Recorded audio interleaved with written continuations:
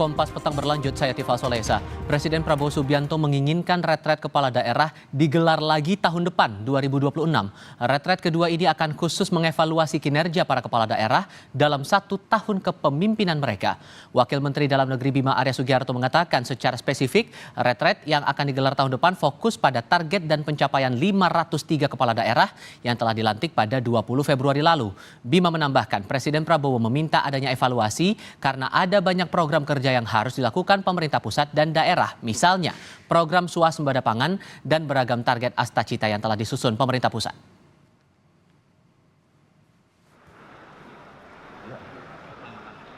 Presiden mengapresiasi penyelenggaraan retret ini, bahkan beliau meminta Kemendagri untuk kembali menyelenggarakan retret ini pada tahun 2026, kira-kira begitu.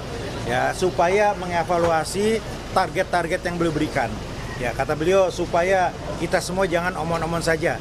Supaya terbukti bahwa Presiden tidak omon-omon kepada tidak omon-omon, maka 2026 kita targetkan ada retreat lagi, mengevaluasi lagi semua angka-angka dan capaian-capaian tadi. Ketua Dewan Pimpinan Pusat Partai Demokrasi Indonesia Perjuangan Puan Maharani memastikan kepala daerah dari partainya yang absen retret akan ikut pada pembekalan gelombang kedua. Sejumlah kepala daerah belum ikut retret pertama termasuk dari Provinsi Bali. Puan memastikan ketidakhadiran mereka bukan karena instruksi khusus dari Ketua Umum PDI Perjuangan Megawati Soekarno Putri.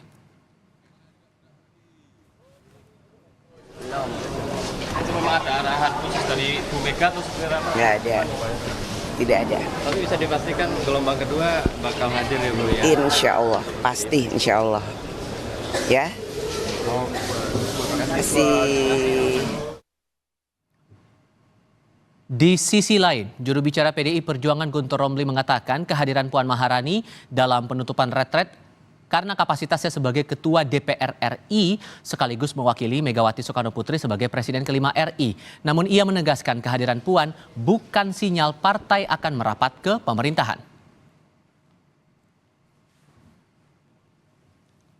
Kami ingin tegaskan bahwa sampai saat ini posisi PDI Perjuangan berada di luar pemerintahan.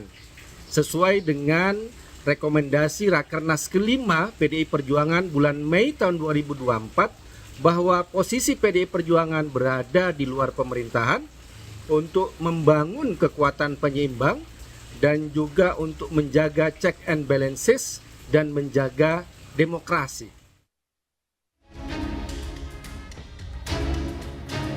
Presiden Prabowo Subianto, Presiden ke-6 Susilo Bambang Yudhoyono, dan Presiden ke-7 Joko Widodo menunjukkan keakraban di retret kepala daerah. Mereka naik mobil maung bersama di Parade Senja. Sementara satu mobil maung lain diisi oleh Ketua MPR Ahmad Muzani, Ketua DPR Puan Maharani, dan Ketua DPD Sultan Bakhtiar Najamuddin.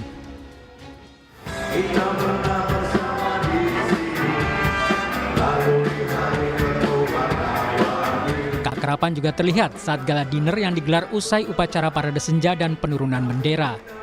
Usai jamuan makan malam, Prabowo, SBY, dan Jokowi nyanyi bersama.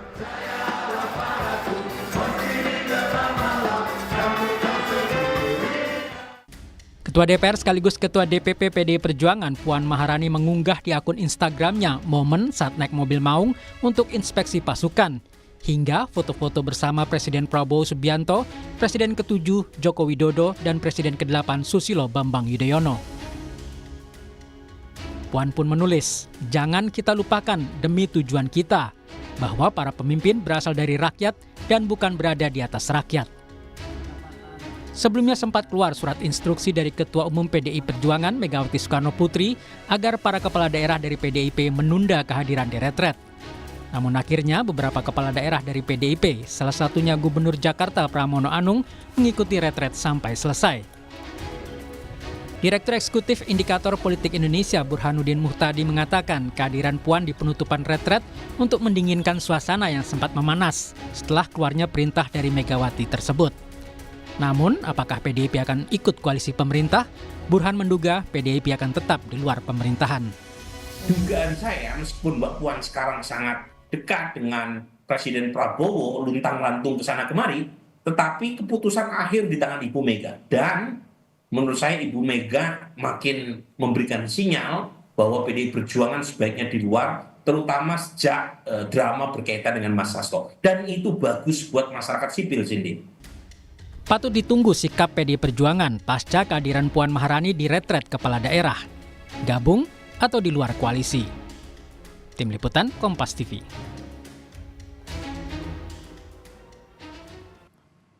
Sebelum acara retret, Presiden ke-7 Joko Widodo sempat bertemu Ketua DPR RI Puan Maharani dalam peluncuran BPI Danantara pada Senin lalu. Saat pertemuan, Jokowi sempat menanyakan kabar Ketua Umum PDI Perjuangan Megawati Soekarnoputri.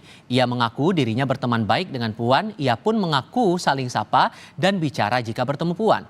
Meski begitu, Jokowi mengaku tidak ada pembicaraan khusus karena pertemuannya sangat singkat. Mungkin nggak usah bahas. Ya saya itu kan berkawan baik, berteman baik dengan Mbak Puan Maharani. Kalau ketemu saling menyapa dan saling berbicara kan ya wajar-wajar saja. Nggak ada yang dibicarakan, ketemu hanya nggak ada 1 menit aja nggak ada.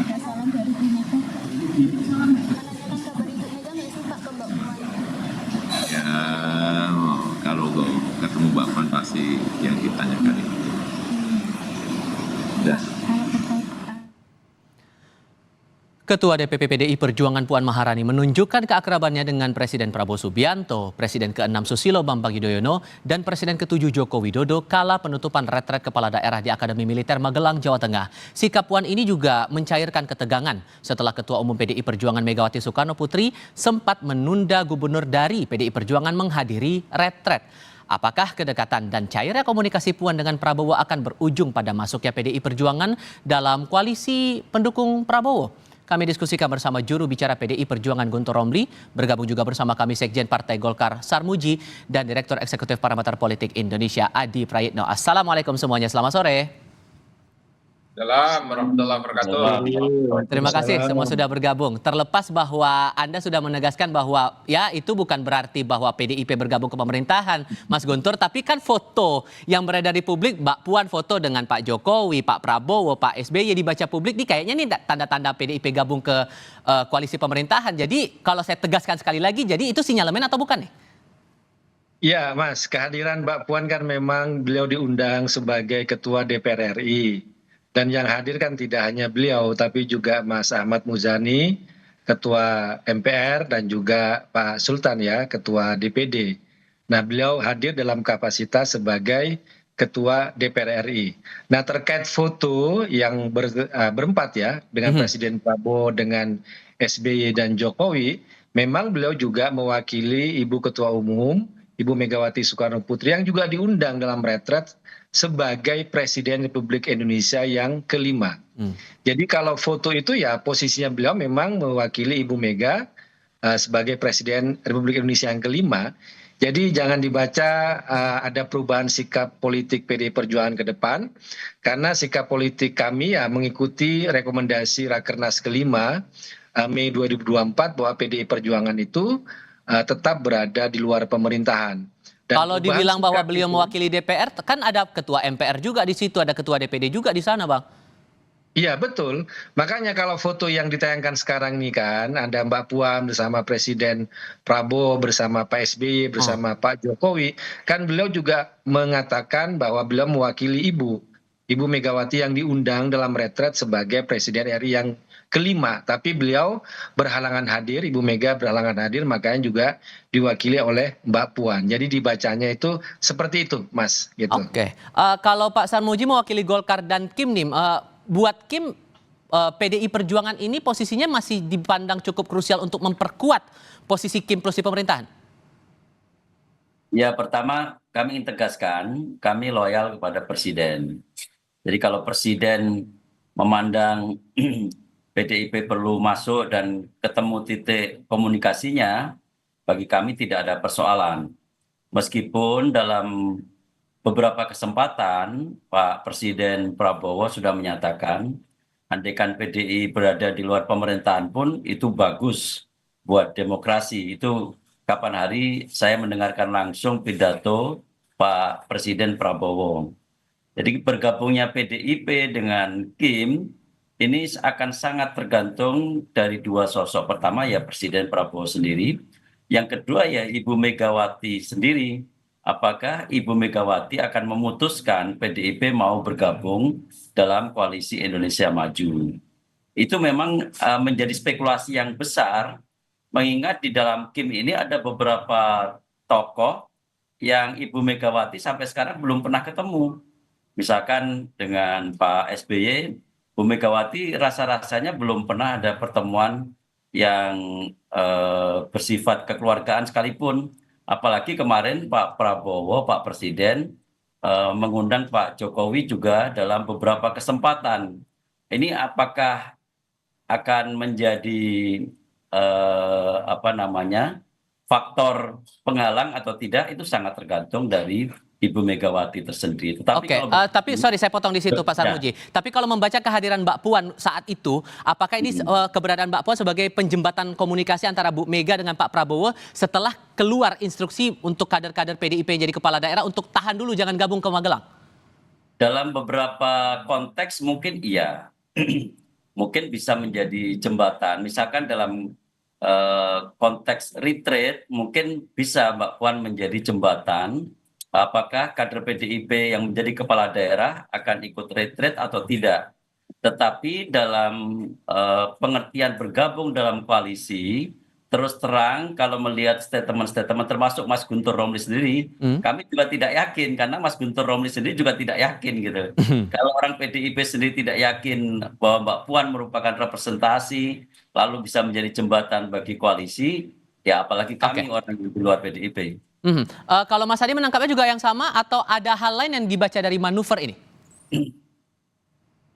Ya saya kira memang agak rumit ya kalau selalu mengaitkan apakah PDIP itu berada di luar kekuasaan atau ingin berkoalisi. Bagi saya secara prinsip kalau melihat Puan Maharani memang adalah sosok yang memang bisa berpenetrasi dengan semua elit-elit penting di negara kita. Dengan Prabowo akur, dengan Jokowi akur, dengan SBY tidak ada persoalan apapun. Tapi memang tidak bisa itu disimplifikasi bahwa seakan-akan PDIP itu ingin menjadi bagian dari koalisi pemerintah. Karena kalau mau jujur per hari ini, memang kalau kita mau bicara tentang formalitas, tentu PDIP masih berada di luar kekuasaan. Dan masih banyak juga kelihatan sekali gestur tubuh politik PDIP itu kelihatan ingin berada di luar kekuasaan. Seperti Bang Guntur Romli ini kan saya kira mengamplifikasi bagaimana sebagian besar sebenarnya suara-suara PDIP itu ingin menjadi bagian di luar kekuasaan sebagai oposisi. Dalam konteks inilah sepertinya memang kalau kita melihat rata-rata secara umum, ada yang kemudian memaknai PDIP itu ingin bergabung, ada juga yang menganggap ingin berada di luar. Bagi saya, PDIP dalam praktek politiknya hari ini, judulnya saja berada di luar kekuasaan, tapi secara praktik sudah melakukan kerjasama dengan Prabowo Subianto. Kita bisa cek satu persatu, begitu banyak kebijakan politik Prabowo yang diamini dan bahkan didukung total oleh PDIP. Terkait dengan kenaikan PPN 12%. PDIP menjadi partai yang terdepan menyetujui. Terkait misalnya juga tentang efisiensi anggaran yang begitu banyak dikritik oleh berbagai kalangan. PDIP menjadi partai yang kemudian paling depan memberikan dukungan politik. Termasuk juga bagaimana kebijakan-kebijakan politik lain yang ada di DPR. Oleh karena itu bagi saya Mas Tifal, ketimbang misalnya kita itu dispekulasikan untuk melihat apakah PDIP di luar ataupun di dalam, per hari ini saya justru ingin melihat dalam praktek politiknya PDIP itu sebenarnya sudah menjadi bagian dari kekuasaan politik Pak Prabowo tanpa harus misalnya melihat kader mereka itu menjadi menteri ataupun wakil menteri. Itu yang menurut saya per hari ini kita bisa lihat bagaimana praktek politik PDIP. Tapi sesungguhnya kalau di internal PDIP sendiri Mas Guntur, apakah keinginannya berharap sampai ke akar rumput begitu ya? Apakah ada keinginan sesungguhnya dari para kader bahwa PDIP ini bisa ikut bergabung ke pemerintahan atau justru tetap berada di luar pemerintahan? Tapi jawabnya nanti ya. Kita lanjutkan di segmen berikutnya. Usai jeda berikut. Mas Guntur begini, melihat retret saja di retret pertama ini kader PDIP ada yang datang, ada yang tidak begitu. Nah, ada yang membaca bahwa untuk urusan gabung atau tidaknya PDIP ke koalisi juga terpecah nih di internal. Benarkah demikian? Jadi gini Mas, kalau terkait dengan posisi politik PDI Perjuangan, kami itu tegak lurus dengan keputusan Ibu Ketua Umum. Kemudian juga kami tegak lurus dengan keputusan penting partai seperti yang saya sampaikan di awal bahwa dalam Rakernas kelima posisi PDI Perjuangan itu berada di luar pemerintahan. Nah, apakah ada kemungkinan untuk mengubah? Bisa, ada dua. Pertama, perubahan sikap politik dari Ibu Ketua Umum. Nah, sampai sekarang tidak ada perubahan. Kemudian yang kedua, perubahan itu ditentukan juga dalam Kongres. Nah, Kongresnya itu juga belum. Jadi, posisi politik PDI Perjuangan sampai saat ini itu berada di luar pemerintahan. Nah, menurut kami juga ya, terkait dengan retret, kemudian juga sikap politik PDI Perjuangan, menurut kami itu jangan terlalu banyak dibahas atau dispekulasikan lah. Karena terlalu banyak energi yang difokuskan kepada hal tersebut, padahal dalam sisi yang lain ada persoalan kerakyatan, persoalan masyarakat, ada puluhan ribu PHK dari Seritek, kemudian juga beberapa perusahaan yang lain, kemudian juga terkait masalah rupiah, kemudian saham yang tidak baik-baik saja. Jadi bagi kami inilah yang sebenarnya perlu kita waspadai. Maka dari itulah sikap PDI Perjuangan sampai saat ini berada di luar pemerintahan untuk memberikan pemikiran-pemikiran alternatif, untuk memberikan kewaspadaan ya kepada pemerintah. Ada loh gejolak-gejolak di masyarakat yang harus ditangani secara serius daripada ya masalah karaoke bersama, masalah retret. Kalau kami melihat itu udah selesai lah itulah. Dan sikap politik PDI Perjuangan pun sampai sekarang juga tidak ada perubahan sama sekali. Begitu, Mas. Oke, kalau Mas Adi ini menangkapnya atau membacanya nih langkah Mbak Puan ketemu di retret bersama dengan 3 tokoh itu tadi, apakah ada arahan dari Bu Mega atau justru ini manuver pribadi Mbak Puan sendiri? Ya, saya kira memang agak sulit ya memisahkan Puan Maharani hanya sebatas ketua DPR dengan posisinya yang cukup dekat dengan pimpinan tunggal di PDIP, Megawati Soekarno Putri. Jadi tidak mengherankan kalau sebenarnya kehadiran Puan di berbagai tempat, entah itu waktu launching dan antara ataupun waktu retret kemarin, itu dianggap dua hal sekaligus. Pertama dianggap sebagai mewakili kepentingan DPR karena beliau itu adalah ketua DPR, dan yang kedua adalah mewakili sikap politik PDIP. Karena kalau kita hitung Mas Tifal ya, kita kan tahu setelah ada instruksi boykot retret yang ada di Magelang, 3 hari setelah itu kader-kader PDIP yang tidak ikut retret secara perlahan satu persatu mengikuti retret. Bahkan Ahmad Basarah dalam konferensi pers mengatakan tidak ada instruksi dari PDIP untuk kader-kadernya memboikot retret yang ada di Magelang. Itu kan mengkonfirmasi sebenarnya bagaimana secara umum sikap politik PDIP itu tercermin dalam dua hal sekaligus.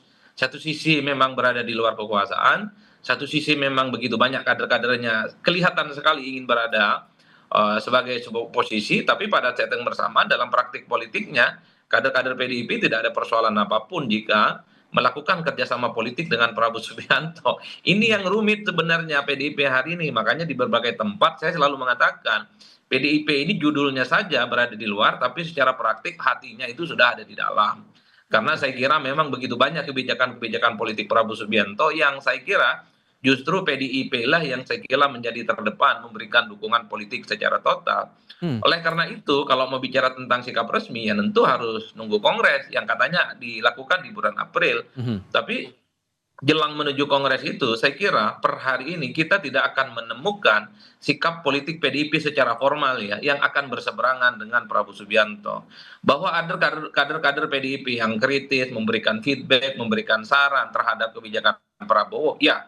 Tapi kan itu sebagai sikap personal, tapi bukan sikap kelembagaan. Sikap kelembagaan tentu adalah bagaimana kebijakan-kebijakan politik Prabowo baik yang ada di parlemen ataupun secara kepartaian itu tercermin dari sikap politik yang selalu ditunjukkan oleh Puan Maharani yang dianggap sebagai anak ideologis persis ya dari Megawati Soekarno Putri. Jadi di situ Mas Tipal kalau saya membaca. Kalaupun kemudian PDIP ingin bergabung ke koalisi pemerintah Pak Sarmuji, sikap seperti apa yang ditunggu oleh Golkar dan Kim? Pak Sarmuji boleh dibuka dulu audionya, mohon maaf. Oke, boleh diulang lagi Pak, silakan. Ya, bergabung di koalisi itu ada konsekuensinya ya. Memang kadang-kadang ada konsekuensi yang tidak populis. Ada beberapa kebijakan yang barangkali ke depan dirasa tidak populis tetapi penting bagi rakyat.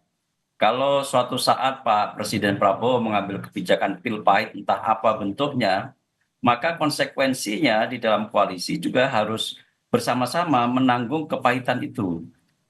kan tidak semua kebijakan itu bersifat populis seperti menurunkan harga atau kebijakan-kebijakan populis lainnya.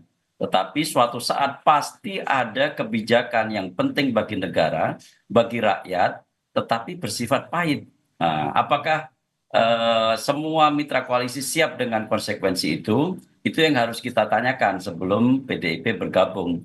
Tentu saja kami di dalam koalisi pasti akan seia sekata, bau-membau, apapun keadaannya. Apakah presiden mengambil kebijakan populis? Kami pasti dukung. Apakah presiden akan mengambil kebijakan yang pahit tapi penting? Kami juga pasti akan bela. Itulah posisi pentingnya bergabung dalam mitra koalisi. Kalau nanti tidak menyadari konsekuensi itu, tentu saja akan sulit bagi sebuah partai untuk menentukan sikapnya. Bisa jadi ada partai tertentu yang menunggu apakah dalam hitungan-hitungan politik, apakah bergabung dalam koalisi pemerintahan baik bagi partainya dalam pengertian elektoral atau tidak. Itu barangkali yang masih dalam hitung-hitungan politiknya. Oke, walaupun kemudian ini jadi keputusan mutlak dari Ketua Umum Mas Guntur, tapi di akar rumput punya suara juga nggak kira-kira yang tentu pasti akan jadi pertimbangan Bu Mega untuk mengambil keputusan politik ke depannya? Apakah memilih bergabung atau tidak? Makanya kalau kita bicara soal suara dari PDI Perjuangan, dari akar rumput kan sudah tercermin misalnya dari suara-suara yang ada di Rakernas. Dan yang paling menentukan tentu saja nanti pada saat Kongres. Tapi saya ingin juga mengklarifikasi ya, Mbak Puan Maharani itu posisinya sangat penting di PDI Perjuangan. Beliau adalah Ketua DPP bidang politik dan beliau adalah representasi resmi dari PDI Perjuangan. Dan jangan lupa Mbak Puan juga adalah sering ditugaskan oleh Ketua Umum untuk membangun komunikasi politik dengan pihak-pihak eksternal, termasuk juga Mas Pramono Anung dan Mas Ahmad Basara. Jadi beliau tidak memiliki kepentingan pribadi ketika melakukan komunikasi dengan pihak luar, termasuk tentu saja itu sudah konsultasi dengan Ibu Ketua Umum. Jadi ini perlu kami garis bawahi bahwa segala komunikasi yang dibangun oleh Mbak Puan tentu saja itu berdasarkan penugasan dan konsultasi dengan Ibu Ketua Umum. Terus yang kedua juga adalah kami juga kurang setuju ketika Mas Adi tadi menyebut bahwa PDI Perjuangan sebenarnya sudah berada di dalam pemerintahan. Tidak, kami katakan secara resmi tentu saja tidak. Kemudian sistem kita ini kan presidensil. Dalam arti kalau kita masuk dalam sistem itu adalah kita menjadi anggota dalam kabinet presidensial itu. Nah, selama PDI Perjuangan ya tidak masuk dalam kabinet, maka kami mengatakan bahwa kami dalam masih posisi di luar. Nah, terkait dukungan terhadap pemerintah Prabowo tentu saja kami ini melakukan kritik yang proporsional, bukan yang membabi buta. Mana yang kami perlu dukung, mana yang perlu kami kritik, dan mana yang harus kami tolak. Jadi proporsionalitas itulah yang memberikan kesan seolah-olah PDI Perjuangan itu sangat berhati-hati dalam menentukan sikap. Tapi ini sikap kami seperti itu. Mas Adi, responnya gimana tuh? Tadi dibantah sama Mas Guntur. Ya memang agak beda sikap politik PDIP ketika SBY jadi presiden. Yang saya kira hampir semua kebijakan-kebijakan politik SBY itu tak ada yang benar bagi PDIP. Jadi wajar sekecil apapun keputusan saat itu selalu diprotes dan resistensi selalu muncul dari kawan-kawan PDIP. Per hari ini sikap politik PDIP berada di luar kekuasaan agak berbeda. Saya belum nemu nih sikap politik PDIP yang berseberangan dengan Prabowo Subianto. Sekalipun kebijakan-kebijakan Prabowo itu selalu diprotes oleh publik. Soal kenaikan PPN 12%, itu kan banyak kritik. Awalnya itu dikait-kaitkan dengan kebijakan politik sebelumnya. Di situ ada PDIP dan kemudian juga ada Pak Jokowi. Tapi kita tahu soal 12% naiknya PPN itu PDIP paling depan memberikan dukungan politik. Terkait juga misalnya soal program makan bergizi gratis. Compang-camping dikritik kanan kiri. Banyak publik yang mengkritik, banyak publik yang kemudian merasa tidak mendapatkan makan bergizi gratis. Tapi PDIP nggak punya sikap apapun. Agak beda ceritanya. Jangankan soal kebijakan. SBY batuk saja bagi PDIP. Dulu itu salah, Mas. Per hari ini kita tidak pernah mendengarkan bagaimana PDIP itu siap akan memberikan resistensi, kemudian apalagi menjadi opposite terhadap pemerintahan Pak Prabowo. Yang menjadi kunci bagi saya sebenarnya PDIP nggak ada persoalan dengan Prabowo. Yang menjadi persoalan bagi PDIP hanya dengan Jokowi kok. Kalau Jokowi dengan Pak Prabowo ini berjauhan, sepertinya PDIP boleh juga itu ahlan wa sahlan dengan pemerintahan saat ini. Baik, Pak Sarmuji, Mas Guntur, Mas Adi, terima kasih banyak sudah mau berbagi pandangan dan diskusi bersama kami. Assalamualaikum, selamat sore semuanya. Waalaikumsalam.